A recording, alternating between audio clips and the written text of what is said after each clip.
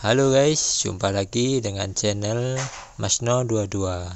Sebelum kita lanjut ke ceritanya, jangan lupa yang belum subscribe di subscribe, like, dan komen videonya ya. Terima kasih. Tanda seru. Tetua Agung, keluarga Seng telah membawa orang kembali untuk membunuh. Tepat ketika Seng Busi dan yang lainnya sedang menuju keluarga Ye, seseorang segera melaporkannya kepada tetua keluarga Ye.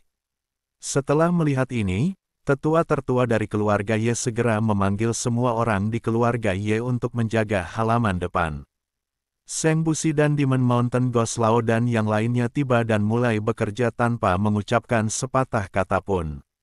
Lagi pula, mereka pernah bertengkar sekali, dan masing-masing sudah lama diliputi amarah. Jadi begitu mereka bertemu, mereka terlibat pertarungan sengit. Putri Iblis, ikuti Ji Yun ke kolam suci untuk menemukan Tuan Chen. Hantu Gunung Iblis berkata dengan keras kepada Bai Qian. Bai Qian mengangguk dan membawa Ji Yun menuju halaman belakang keluarga Ye. Hentikan mereka dan jangan biarkan mereka pergi ke kolam suci. Tetua keluarga Ye meraung dengan marah. Semua orang di keluarga Ye memblokir Bai Qian dan Ji Yun. Tapi Iblis San Guilao dan Luo Shouhai terus membuka jalan bagi mereka berdua. Pertarungan berpindah dari halaman depan ke halaman belakang, dan akhirnya berpindah ke lokasi kolam suci. Ada fluktuasi energi spiritual di mana-mana, serta teriakan kematian, teriakan, dan erangan, sehingga seluruh kota Ye dapat mendengarnya dengan jelas. Para biksu terus meninggal, termasuk orang-orang dari keluarga Ye dan orang-orang dari keluarga Seng. Meskipun Ye Liancheng tidak ada di sini, tetua tertua dari keluarga Ye dan beberapa tetua lainnya masih dapat mendukungnya. Terutama tetua hantu Gunung Iblis, yang langsung dirawat oleh tetua tertua dari keluarga Ye sendirian. Karena tetua tertua dari keluarga Ye dapat melihat bahwa hantu Gunung Iblis selalu yang terkuat di sini. Dan Luo Shouhai, yang kekuatannya berada di alam kesengsaraan tingkat 8, tidak dapat dibayangi. Jika bukan karena dua orang ini, keluarga Seng sendiri akan segera dikalahkan jika mereka bertarung dengan keluarga Ye. Keluarkan perintah untuk melindungi kota dengan cepat. Cepat, tetua tertua dari keluarga Ye mundur dengan mantap di depan tetua hantu Gunung Iblis, dan berteriak tanpa daya.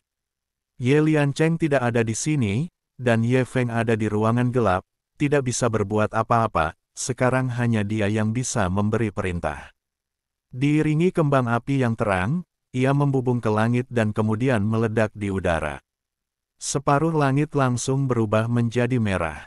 Orang-orang di Yecheng semuanya melihat ke langit, dan kemudian bergegas menuju keluarga Ye dengan senjata di tangan. Keluarga Ye memiliki status dan prestise absolut di kota Ye, jika tidak, seluruh kota tidak akan dapat bergantung pada perintah keluarga Ye. Nama.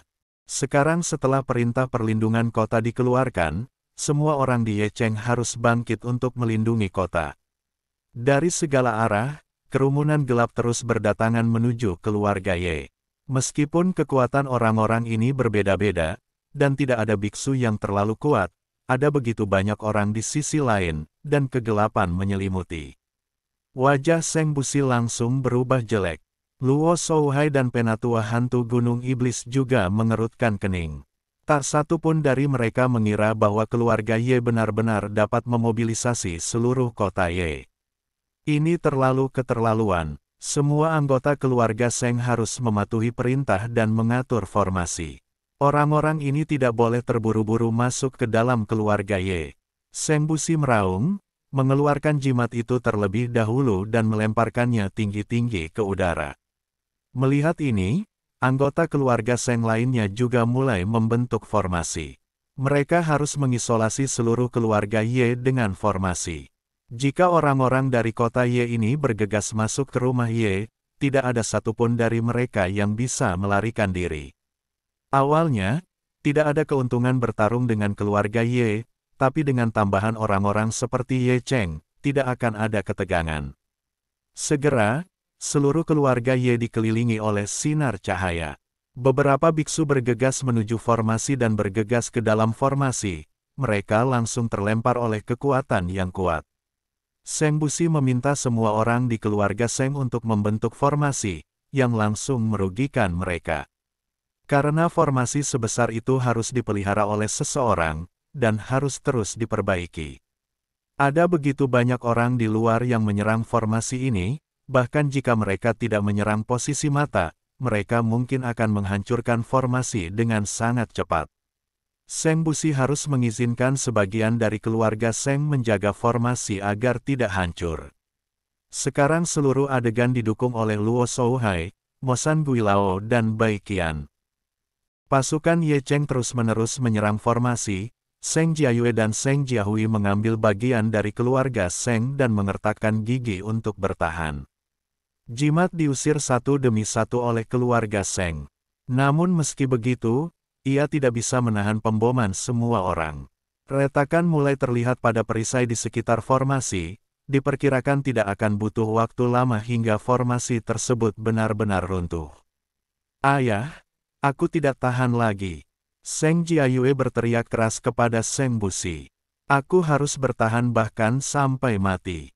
Seng Busi tidak bisa melarikan diri sama sekali dan berteriak ke arah Seng Jiayue. Tapi semakin banyak orang di keluarga Seng yang sekarat. Penatua hantu Gunung Iblis dan yang lainnya juga direcoki oleh para tetua keluarga Ye. Melihat formasi akan runtuh dan semua orang di keluarga Seng dan hantu Gunung Iblis akan mati di sini, tiba-tiba awan hitam yang tak terhitung jumlahnya melayang di langit dan berkumpul di sini. Ada sambaran petir yang menembus awan hitam. Seluruh kota Ye diselimuti kegelapan. Perubahan mendadak ini menyebabkan semua orang berhenti dan menatap kosong ke langit. Apa yang sedang terjadi di sini? Seseorang bertanya dengan bingung. Lei Jieyun, apakah seseorang akan menerobos? Seng Busi menatap awan hitam di langit dan berkata dengan kebingungan di wajahnya. Bagaimana seseorang bisa membuat terobosan saat ini? Sangat sedikit orang yang menerobos dunia dalam pertempuran. Dan mereka semua ada di sini, dan mereka tidak melihat tanda-tanda terobosan apapun. Tidak ada yang tahu apa yang sedang terjadi. Mereka diam-diam memandangi awan guntur di langit. Suasana menindas di awan guntur membuat semua orang tidak berani bertindak gegabah. Awan kesengsaraan guntur ini sangat kuat. Mungkinkah tuannya ingin menerobos alam kesengsaraan dan menjadi biksu alam Mahayana? Tetua Agung merasa bahwa aura awan kesengsaraan guntur ini sangat kuat, seharusnya awan kesengsaraan guntur yang disebabkan oleh terobosan para biksu tingkat tinggi. Awan kesengsaraan guntur ini akan memiliki kekuatan berbeda tergantung pada ukuran terobosannya. Selain itu, ada banyak beku yang tidak dapat memicu bencana petir ketika mereka menerobos. Diiringi suara keras, badai petir turun dan menghantam kolam suci dengan keras. Air di kolam suci tiba-tiba tampak terbelah dengan keras. Melihat bencana guntur melanda kolam suci, Tetua Agung langsung menjadi bersemangat. Hahaha, yang membuat terobosan adalah kepala keluarga, kepala rumahlah yang membuat terobosan. Pantas saja kepala rumah tidak keluar dari kolam suci dalam waktu yang lama. Setelah menerobos ke alam Mahayana, menurutku tidak ada orang di seluruh wilayah selatan yang berani menjadi musuh keluarga Ye kita. Tetua yang hebat itu tertawa gembira. Anggota keluarga Ye lainnya juga mengangkat tangan dan berteriak. Seng Busi dan yang lainnya mengerutkan kening, wajah mereka penuh kekhawatiran. Jika benar Ye Liancheng telah menerobos ke alam Mahayana, maka tak seorang pun di keluarga Seng, termasuk Mo San Guilao dan yang lainnya, akan mampu bertahan. Tanda seru, tahukah Anda, alam setelah melampaui kesengsaraan semakin sulit untuk dilintasi, tetapi setiap kali Anda melintasi alam besar, kekuatan Anda akan meningkat secara eksponensial. Ketika mereka benar-benar naik menjadi abadi, para beku biasa ini akan menjadi seperti semut. Inilah sebabnya mengapa banyak biksu menghabiskan seluruh hidup mereka berlatih untuk menjadi abadi. Apa yang harus kita lakukan? Luo Shouhai mengerutkan kening dan menatap Gunung Iblis Guilao dan Bai Qian. Sekarang mereka bergabung, dan saat Ye Liancheng masih menerobos, mereka masih bisa bergegas keluar. Tapi setelah Ye Liancheng menerobos, mereka mencoba melarikan diri, tapi itu hampir mustahil. Iblis San Guilao dan Bai Qian juga mengerutkan kening. Chen Ping belum ditemukan. Jika Ye Liancheng juga berada di kolam suci, Chen Ping mungkin dalam bahaya. Awan kesengsaraan guntur ini milik Tuan Chen. Tuan Chen pasti telah membuat terobosan. Ji Yun menatap awan guntur di langit dan berkata perlahan. Bagaimana kamu tahu? Luo Shouhai tercengang. Intuisi, saya telah mengikuti Tuan Chen begitu lama, dan saya merasa Tuan Chen menyebabkan badai petir ini. Ji Yun adalah orang di antara mereka yang paling akrab dengan Chen Ping. Ketika Ji Yun mengatakan itu adalah intuisi, semua orang berhenti berbicara, karena intuisi tidak meyakinkan. Dasar kolam suci. Seluruh tubuh Chen Ping diselimuti cahaya putih, seperti cahaya suci. Aura putih dalam jumlah besar mulai mengalir keluar dari tubuh Chen Ping. Badai petir menghantam Chen Ping dengan keras dan langsung diblokir oleh aura putih. Gelembung. Saat nafas terus memancar, air di kolam suci seakan mendidih, bergulung dan naik. Tanda seru. Nafas semacam ini persis dengan nafas di batu pembangun langit, yang telah diserap ke dalam tubuh Chen Ping. Kemudian, air di kolam suci meledak dan berubah menjadi anak panah air yang melesat ke segala arah. Perubahan mendadak ini menyebabkan semua orang mundur. Lalu terjadilah ledakan. Sesosok keluar dari air dan terbang langsung keluar dari kolam suci. Selamat datang di Tuan. Setelah melihat ini, sesepuh agung segera berlutut dan menyembah. Anggota keluarga Ye lainnya juga berlutut dan beribadah. Tapi Seng Busi dan yang lainnya hanya menatap sosok yang bergegas keluar. Saat sosok itu perlahan melayang di udara, Seng Busi dan yang lainnya melihat kemunculannya dengan jelas. Tuan Chen, ini Tuan Chen. Ji Yun meraung gembira. Seng Busi dan yang lainnya juga bersorak, terutama Bai Qian yang begitu bersemangat hingga ada air mata berlinang. Bai Qian sudah memiliki perasaan terhadap Chen Ping saat ini. Jika dia bisa, dia akan mengorbankan hidupnya untuk Chen Ping. Kehidupan. Dan Chen Ping melayang di udara, dengan cahaya putih memancar ke sekeliling tubuhnya, seperti dewa yang datang ke dunia. Bencana guntur melanda Chen Ping satu demi satu, tetapi tubuh Chen Ping tetap tidak bergerak. Nafas di batu pengolah langit memang berbeda dengan energi spiritual. Ketika Chen Ping membuat terobosan, aura kuat terpancar dari sekujur tubuhnya.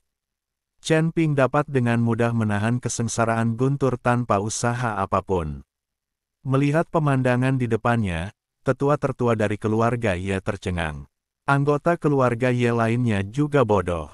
Bagaimana mungkin untuk menerobos dari alam kesengsaraan tingkat pertama ke tingkat kedua dan menarik awan guntur dan bencana yang begitu kuat? Selain itu, kesengsaraan guntur yang begitu kuat tidak dapat menggerakkan Chen Ping sama sekali, seolah-olah itu membuat gatal. Anda harus tahu bahwa paksaan yang ditimbulkan oleh awan petir tadi tak tertahankan bagi banyak orang, apalagi bencana petir yang menimpa mereka silih berganti.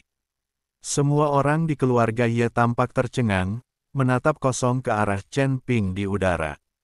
Mereka tidak mengerti apa yang sedang terjadi. Di mana kepala mereka? Tepat ketika semua orang di keluarga Ye tercengang, Chen Ping telah dibaptis oleh kesengsaraan guntur.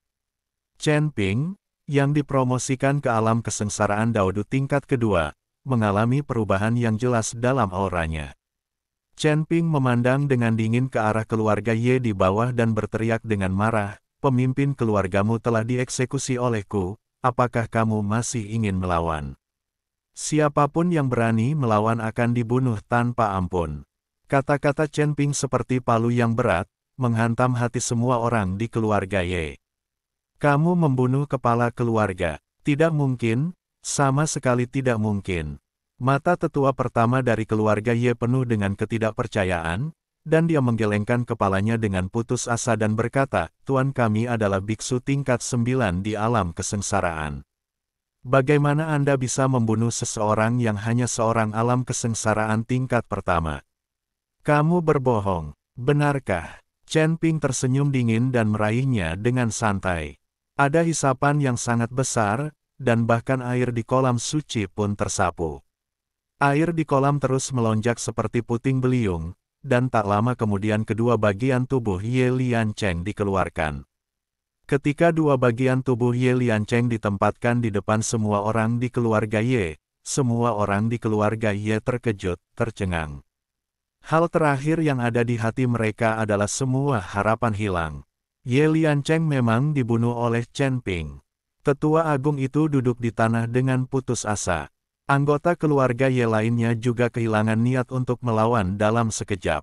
Melihat ini, semua orang menundukkan kepala. Senyuman muncul di wajah Chen Ping, dan kemudian dia melihat keluar keluarga Ye.